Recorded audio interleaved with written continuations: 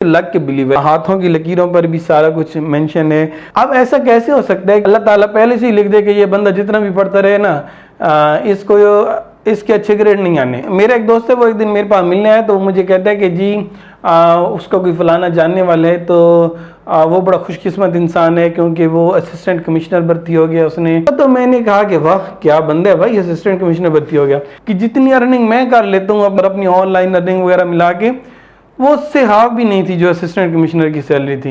आज की ये वीडियो थोड़ी सी मुख्तलिफ होने जा रही है क्योंकि मेरे ज़्यादातर स्टूडेंट मुझसे ये कमेंट करके पूछते हैं कि सर हमें ये बताएं कि लक नामी चीज़ एग्जिस्ट करती है या नहीं करती, और अगर लक नामी चीज़ एग्जिस्ट करती है, किस्मत का वजूद है, तो फिर हार्ड वर्क करने का क्यों कहा गया है।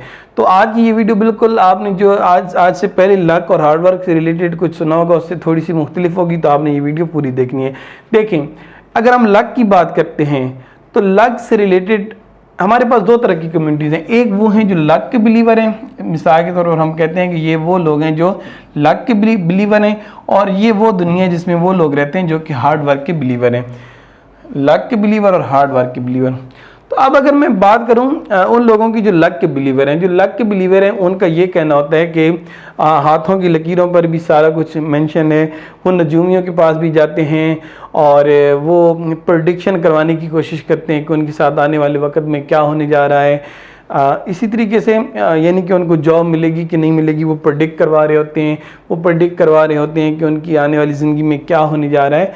अच्छा, सेम यही लोग जो लक के बिलीवर हैं, फिर इनमें से कुछ लोग ऐसे भी हैं जो मज़हब को बीच में ले आते हैं और वो कहते हैं कि अल्लाह ताला ने सारा कुछ लिख रखा है, और जो अल्लाह ताला ने लिख रखा है कि हमारे साथ ऐसे ऐसे होने, तो हमारे साथ वैसा वैसा ही होना है। अच्छा, अब बात ये आ गई कि यहाँ पर सवाल तो ये पैदा होता है कि अगर अल्लाह ने सारा कुछ लिख रखा है कि हमारे साथ ऐसे ऐसे ही होने हैं, तो अल्लाह ताला हमें हार्ड वर्क का क्यों कहता है, अल्लाह ताला हमें मेहनत करने का क्यों कहते हैं। यकीनन इससे ये साबित होता है कि जो लक है, कुछ चीज़ें हैं जिनकी लक ज़रूर आपके लिए लिख के रख दी गई है। आपने कब पैदा होने, आपने कब फौत होने, ये वो चीज़ें जो कि हम कह सकते हैं कि लक में शायद लिख के रख दी गई हैं। अब लेकिन इसके अलावा कई ऐसी चीज़ें हैं जो कि हमारे अपने एंड पे होती हैं कि अगर हम करेंगे तो हमें वो चीज़ हासिल होगी, अगर हम नहीं करेंगे तो हमें वो चीज़ हासिल नहीं होगी।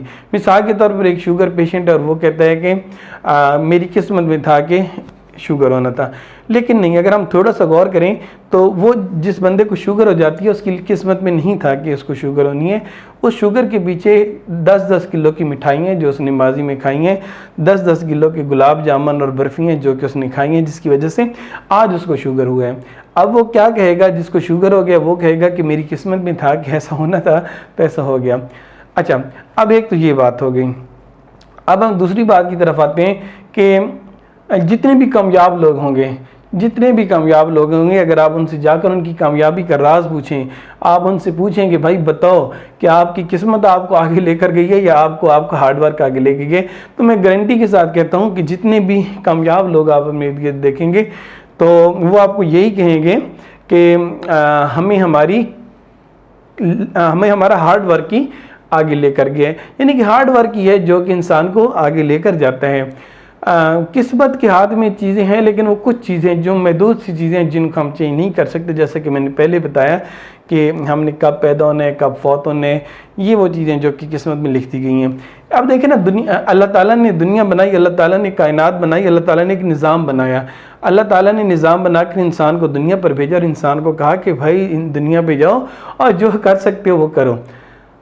अब ऐसा कैसे हो सकता है कि अल्लाह ताला हमारा पहले से ही लिख दे कि हमारे साथ ये होने, अल्लाह ताला पहले से ही लिख दे कि ये बंदा जितना भी पढ़ता रहे ना, इसके अच्छे ग्रेड नहीं आने। अल्लाह ताला पहले से ही लिख के रख दे कि भाई ये बंदा जितनी मेहनत करता रहे ना, इसको अच्छा कारोबार नहीं इसका सेट होने वाला। तो अल्लाह ताला यकीनन ऐसा नहीं करेगा। मैं जिस अल्लाह को मानने वाला मैं हूँ, मेरे मुताबिक तो मेरा अल्लाह कभी भी ऐसा नहीं चाहेगा कि एक इंसान जो कि मेहनत कर रहा है और अल्लाह ताला ये कहे कि भाई मैंने इसकी किस्मत में ये लिख के रख दी है तो ऐसा ही होगा, चाहे जितनी मेहनत करते रहे। जिस अल्लाह को मानने वाला मैं हूँ, मेरे नज़दीक तो ये कॉन्सेप्ट है कि अगर अल्लाह ताला है तो वो हमें हमारी मेहनत का फल ज़रूर देते हैं।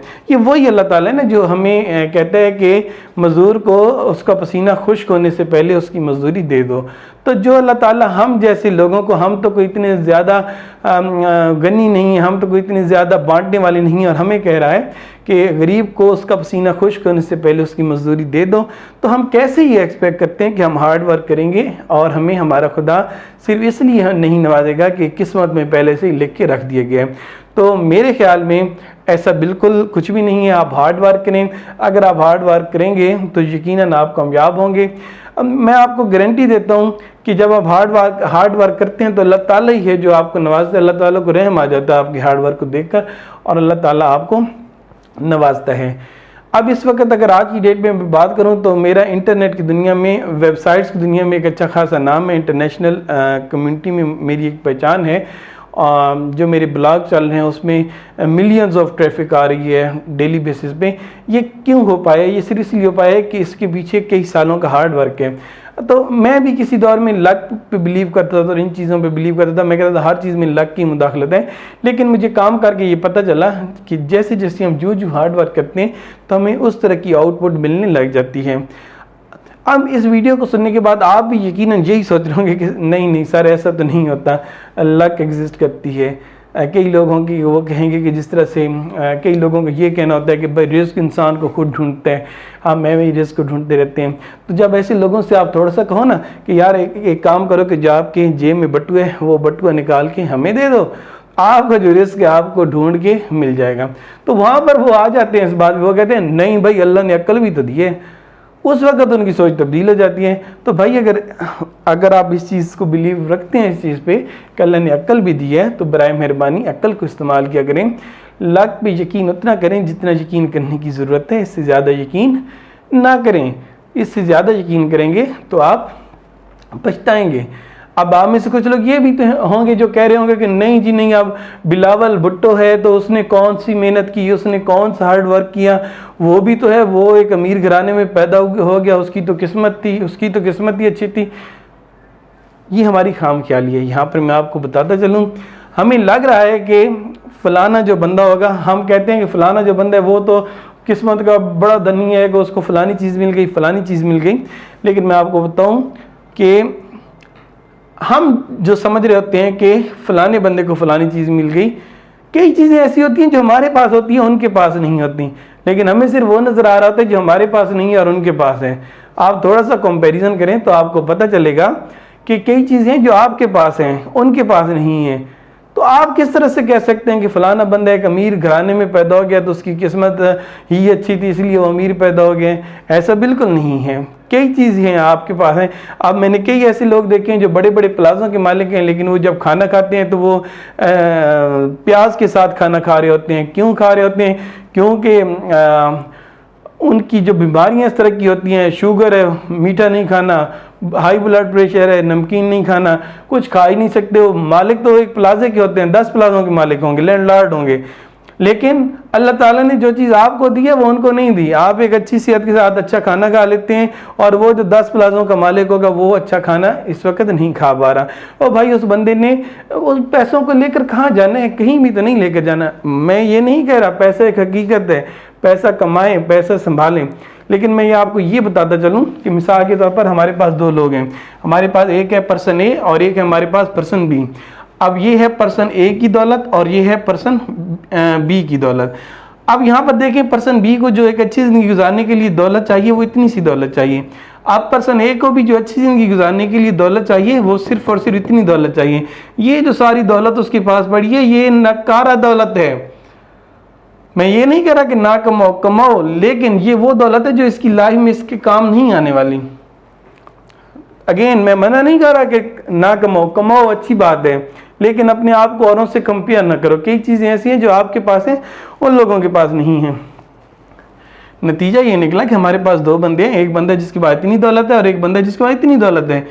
اس نے بھی اتنی سپینڈ کرنی ہے، اس نے بھی اتنی سپینڈ کرنی ہے، چلو اس نے اتنی سپینڈ کر لیتے ہیں، اس کی ذرا زیادہ سپینڈ کر لیتے ہیں.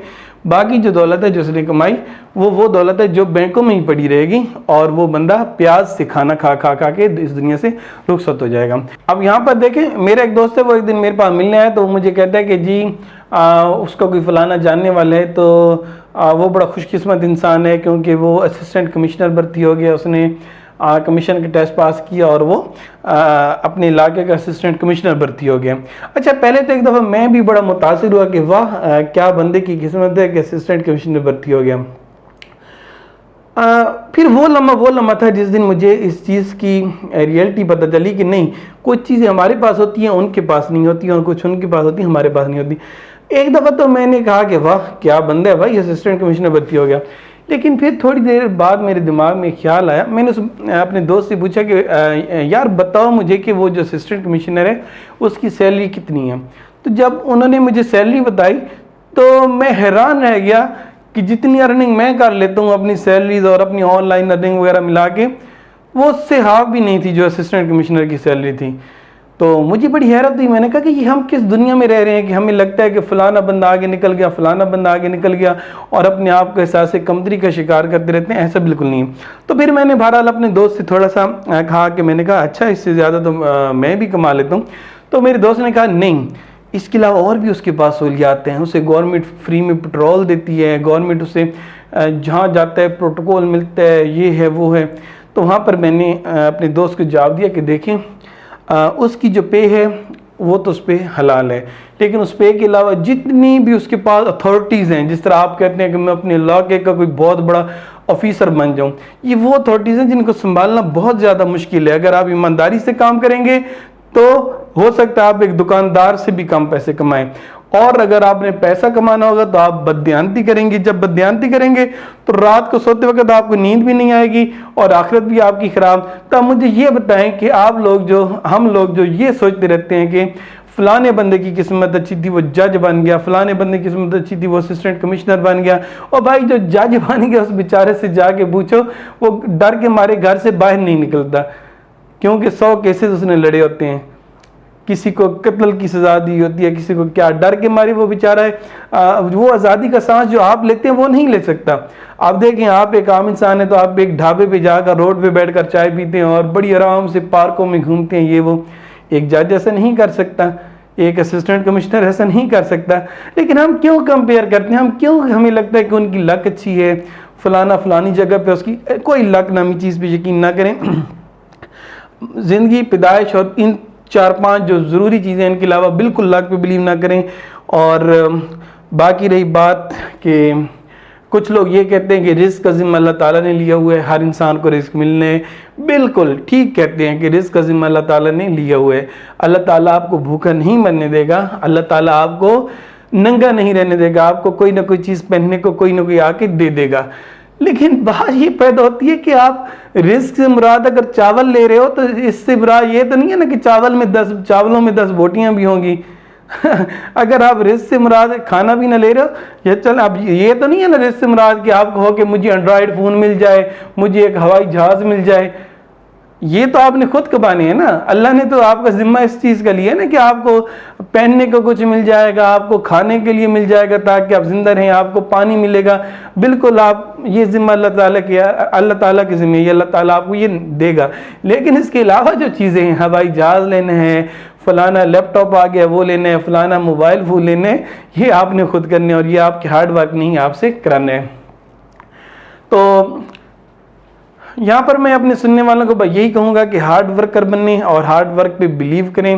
لک کے بلیور بنیں گے تو کوئی مسئلے کی بات نہیں ہے, لیکن مسئلہ یہ کہ جو بندہ لک کا بلیور بن جاتا ہے, دماغ میں لاشعوری طور پر ایسے ہارمونز اس کے پیدا ہوتے ہیں کہ وہ جب بھی کوئی کام کرنے لگتا ہے تو وہ اس جوش و جذبے سے کام نہیں کر پاتا. وجہ کیا ہوتی ہے؟ وجہ صرف اور صرف یہ ہوتی ہے کہ اس کا دماغ لاشعوری طور پر اسے کہہ رہا ہوتا ہے کہ کیا کرو گے محنت کر کے, یہ تو قسمت کی بات ہے. اب آپ کے دماغ میں کئی مثالیں آ رہی ہوں گی کہ فلانا جو بندہ ہے وہ تو جی اس نے اتنے کی پراپرٹی لی تھی, اب اتنے کی پراپرٹی وہ بیچ رہا ہے. او بھائی ایسا نہیں, انہوں نے ایک صحیح وقت پہ صحیح ایک سٹیپ رکھا تو اس کی وجہ سے وہ آج ایک اچھی ارننگ کر رہے ہیں. آپ اپنے ارد گرد غور کریں, کئی ایسے لوگ ہیں جنہوں نے بزنس بنائے ہوئے ہیں, سارا کچھ یہ ہوئے, لیکن وہ صرف اور صرف ان کا صحیح موقع پہ صحیح سٹیپ تھا جس نے اسے اس مقام تک پہنچایا. اپنا اور اپنے گھر والوں کو سب کا خیال رکھیے گا اور کامنٹ کر کے ضرور بتائیے گا کہ آپ لک کے بلیور ہیں یا ہارڈ ورک کے بلیور ہیں. شکریہ, خدا حافظ.